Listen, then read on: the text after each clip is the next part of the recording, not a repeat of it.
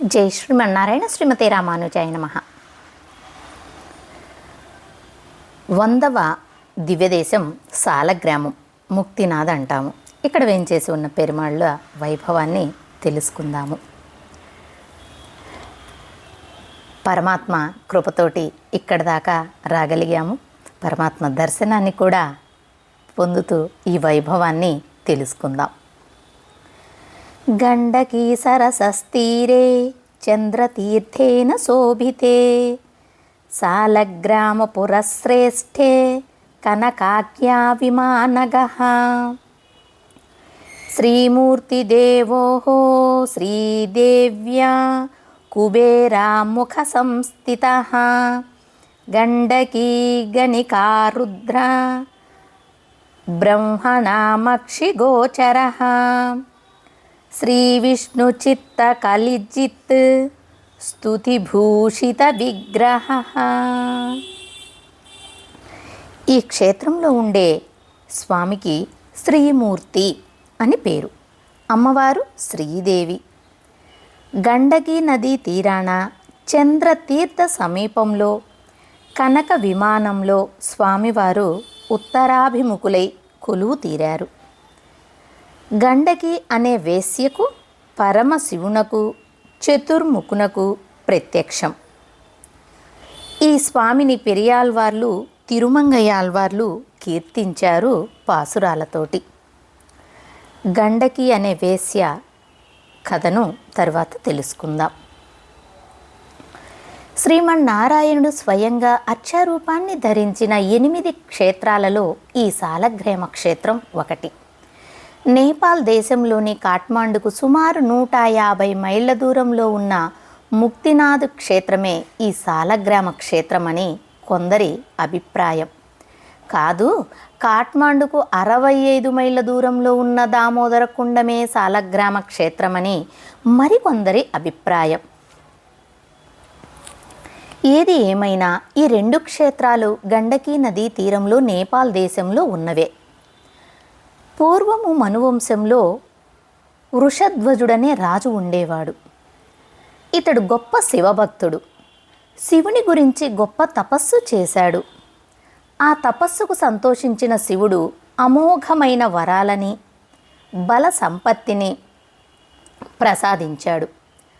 ఆ వరబలంతో వృషధ్వజుడు దేవతలనే కాదు, ఇతర అందరినీ కూడా లెక్క చేయకుండా తయారైపోయాడు. ఒకనాడు వృషధ్వజుడు సూర్య భగవానుణ్ణి అకారణంగా అవమానించాడు.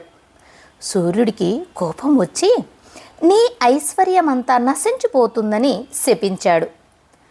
వృషధ్వజుడు భయపడి పరమశివుడి దగ్గరికి పరుగెత్తి సూర్యుడు శపించిన సంగతిని వివరించారు. శివుడు ఆగ్రహించి సూర్యునిపైకి యుద్ధానికి వచ్చాడు. సూర్యుడు భయపడి బ్రహ్మగారిని శరణు వేడాడు. అయ్యా, నన్ను రక్షించు, నీవు రక్షించకపోతే ఎలాగూ అని శరణు వేడాడు. బ్రహ్మదేవుడు అన్నాడు, అయ్యో, నా వల్లైన పని కాదు, నీవు శ్రీమన్నారాయణ్ణి ఆశ్రయించవయ్యా అని సెలవిచ్చారు. సూర్యుడు క్షీరసముద్రం చేరి శ్రీమన్నారాయణ్ణి పాదాలపై పడ్డారు. నారాయణుడు అభయమిచ్చి నువ్వు పాదాల చెంత నుంచి లెగవ్వయ్యా అన్నారు. సూర్యుడు విషయమంతా కూడా వివరించారు నారాయణుడికి. ఇంతలో శూలాయుధాన్ని చేతబూని పరమశివుడు ఈ క్షీరాబ్దికి వేంచేశారు. తన భక్తుణ్ణి శపించిన సూర్యుణ్ణి తనకు అప్పగించమని శ్రీహరిని కోరాడు. శ్రీహరి చిరునవ్వు నవ్వి, శంకర, భక్తవ శంకర, భక్తవత్సల, సూర్యుణ్ణి శిక్షించి ఏం సాధిస్తావు? నువ్వు ఇక్కడికి వచ్చేటప్పటికి భూలోకంలో ఎన్నో సంవత్సరాలు గడిచిపోయాయి. నీ భక్తుడు వృషధ్వజుడు ఇప్పుడు లేడు, మరణించాడు. అతని కుమారుడు హంసధ్వజుడు కూడా కాలం తీరి ఆయన కూడా మరణించారు. ఆ హంసధ్వజుని కుమారుడు ధర్మధ్వజుడు ఇప్పుడు రాజ్యం ఏలుతున్నాడు. కనుక నువ్వు శాంతించు, సూర్యభగవాను విడిచిపెట్టి వెళ్ళు అన్నారు. శివుడు శాంతించి కైలాసానికి తిరిగి వెళ్ళిపోయారు. వృషధ్వజుని మనోడైన ఈ ధర్మధ్వజునికి 2 భార్యలు. వారిలో 2వ ఆమె పేరు మాధవి.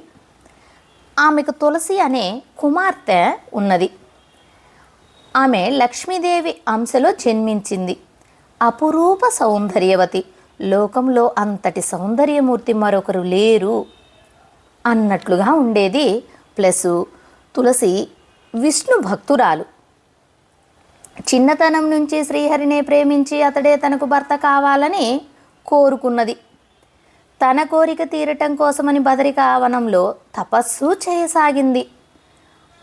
ఇంతలో బ్రహ్మ ప్రత్యక్షమై వచ్చే జన్మలో శ్రీహరిని నువ్వు భర్తగా పొందుతావు అని వరాన్నిచ్చారు. ఇంతలో శంఖచూడుడనేవాడు ఇక్కడికి వచ్చారు. తులసి యొక్క సౌందర్యానికి ముగ్ధులైపోయాడు అతను. అతడు తులసి దగ్గరికి వచ్చి తనను పరిచయం చేసుకుని తన మనస్సులోని కోరికను చెప్పాడు. తులసి కూడా తొలిచూపులోనే శంఖచూడుణ్ణి ప్రేమించింది. వారిరువురు వెంటనే గాంధర్వ విధి వివాహాన్ని చేసుకున్నారు కూడా. శంఖచూడు గొప్ప పరాక్రమశాలి. ఆ పరాక్రమం క్రమంగా దేవతలను బాధించటానికి ఉపయోగపడబోయింది, పడుతున్నది కూడా. అతని శరీరంలో భాగంగా ఒక కవచం ఉండేది. అది అతడి శరీరంలో ఉన్నంతకాలం అతన్ని ఎవ్వరూ జయించలేరు. శంఖచూడుడి దౌర్జన్యాన్ని భరించలేని దేవతలు శివుణ్ణి శరణు వేడుకున్నారు. అయ్యా, మమ్మల్ని ఇబ్బంది పెడుతున్నాడు ఈ శంఖచూడు అని శివుణ్ణి రక్షించమని వేడుకున్నారు. శ్రీమన్నారాయణుడు కూడా శంఖచూడుణ్ణి సంహరించవలసినదిగా పరమశివుణ్ణి ఆదేశించారు. శివుడు కాళికాదేవి, కుమారస్వామి మొదలైన పరివారంతో వెళ్ళి శంఖచూడునితో యుద్ధం చేసి ఓడిపోయాడు. అంతటి బలవంతుడు ప్లస్ కవచం ఉన్నవాడు కదా, అందుకని ఈయన ఓడిపోయాడు. ఇలా ఓడిపోయిన శివుడు శ్రీహరి వద్దకు వచ్చి, భక్తవత్సల, శంఖచూడుని శరీరం మీద కవచం ఉన్నంతకాలం అతన్ని సంహరించడం సాధ్యమయ్యే పని కాదయ్యా. ఎలాగైనా కవచం శరీరం నుంచి తొలగించాలి. అంతేకాదు, అతని భార్య తులసి గొప్ప పతివ్రత. ఆమె పాతివ్రత్యము నశించాలి. ఈ 2 జరిగితే కానీ శంఖచూడుని సంహరించడం సాధ్యం కాదు అని చెప్పి ఈ 2 కార్యాలు సాధ్యమయ్యేటట్లు చూడమని శ్రీహరిని ప్రార్థించారు శివుడు. చూడండి, ఈ రాక్షసుల వల్ల ఎంత ఇబ్బందులో. ఇక్కడ మహర్షులు ఇబ్బంది పడటం, ఆ బ్రహ్మదేవుణ్ణి వేడుకోవటం, ఆ శివుణ్ణి వేడుకోవటం, మళ్ళీ శ్రీహరి దగ్గరికి చేరటము, ఇవన్నీ కూడా ఈ చెడ్డ లక్షణాలు కలిగిన వాళ్ళతోటి ఇన్ని ఇబ్బందులు పాపం. అలా శ్రీమన్నారాయణుడు శివుని ప్రార్థనను మన్నించి వెంటనే బ్రాహ్మణ వేషాన్ని ధరించారు. ఆ శంఖచూడు వద్దకు వెళ్ళి లౌకికంగా మంచి మాటలతోటి ఆ శంఖచూడుణ్ణి ఆకర్షించాడు. మాటలు ప్లస్ ఈయన రూపం కలిగిన వాడు కదా, ఆ రూపంతోటి కవచాన్ని తనకు ఇమ్మని అడిగాడు. శంఖచూడు ఆ మాటల్లో పడి ఆనందంగా తన కవచాన్ని, ఈయన బ్రాహ్మణ వేషం ధరించి వెళ్ళి ఉన్నారు కదా, ఈయనకు ఇచ్చివేశాడు ఈ బ్రాహ్మణుడికి. అతడు ఆ కవచాన్ని ధరించి శంఖచూడుని వేషంతో తులసి దగ్గరికి వెళ్ళాడు. ఆమె తన భర్త విజయం సాధించి వచ్చాడని తలచి సపర్యలు చేస్తున్నది. ఇంతలో పరమశివుడు శంఖచూడుని సంహరించాడు. ఈ విషయం తులసికి తెలిసింది. ఇలాంటి ద్రోహానికి ఎందుకు ఒడికట్టావు అని నిలదీసింది శ్రీహరిని. చిరునవ్వు నవ్వుతూ, ఇందులో నువ్వు విచారించవలసినది ఏమీ లేదు. నువ్వు లక్ష్మీ అంశతో జన్మించావు. ఈ శంఖచూడు గత జన్మలో సుధాముడు. ఇతడు కూడా నా అంశలో జన్మించాడు. రాధాదేవి శాప కారణంగా మీ ఇద్దరు ఈ జన్మలో భార్యాభర్తలైనారు. నువ్వు నన్ను కోరిన కారణంగా నా సాంగత్యం నీకు లభించింది అని పరమార్థాన్ని ఆ గత జన్మలో బ్రహ్మదేవుడు వరాన్ని ఇచ్చి ఉన్నారు కదా, ఆ విధంగా తెలియచేశాడు శ్రీహరి. కానీ తులసి కోపంతో నువ్వు శిల కావలసినదే అని శపించింది. అలా ఈ గండకీ నదిలో శిలగా మారిపోయాడు శ్రీహరి. తులసి ఏమో వృక్షంగా జన్మించింది. ఆ విధంగా తులసి ఈయన ఆరాధనకు, తులసి నాకు ఆయన కావాలని కోరుకున్నది కదా, ఆ విధంగా ఆయన ఆరాధనకు ఉపకరిస్తూనే ఉంది అప్పటికీ ఇప్పటికీ కూడాను. ఈ విధంగా శ్రీమన్నారాయణుడు సాలగ్రామ రూపంలో అవతరించి గండికా నది ఒడిలో ఉన్నారు. ఇక్కడే సాలగ్రామ శిలలు మనకు లభిస్తాయి. అందుకని ఈ సాలగ్రామ పెరుమాళ్ళు ఎవరికి ప్రత్యక్షమయ్యారు అంటే గండకీకి, పరమశివుడికి, బ్రహ్మదేవుడికి ప్రత్యక్షమైనారు అని మన పెద్దలు మనకు అనుగ్రహిస్తూ ఉంటారు. అలా ఈ క్షేత్రానికి వేంచేసిన తిరుమంగయ్య ఆళ్వార్లు సర్వేశ్వరుని భక్త రక్షణ దీక్షను ప్రస్తుతిస్తూ ఆయనను ఆశ్రయింపవే మనసా అంటూ తన మనస్సుకు చెప్పుకున్నట్టుగా పరోపదేశం మనందరికీ చేశారు తిరుమంగయ్య ఆళ్వార్లు ఈ పెరియ తిరుముజి పాసురాలలో. ఓ మనస్సా, ధనుర్బాణములతో క్రూర మృగాలు సంచరించే అరణ్యములో సంచరించినవాడు, అపారమైన సముద్రమునకు సేతువు కట్టినవాడు, లంకాపురిని చేరి రావణుని 10 తలలను నేలకూల్చిన మహావీరుడైన శ్రీరామచంద్రుని శ్రీపాదాలను ఆశ్రయింపి తరింపవే అంటూ తన మనస్సుకు చెప్పి ఆశ్రయించమని చెప్పినట్లుగా ఈ పాసురాలను మనందరికీ అనుగ్రహించారు తిరుమంగయ్య ఆళ్వార్లు.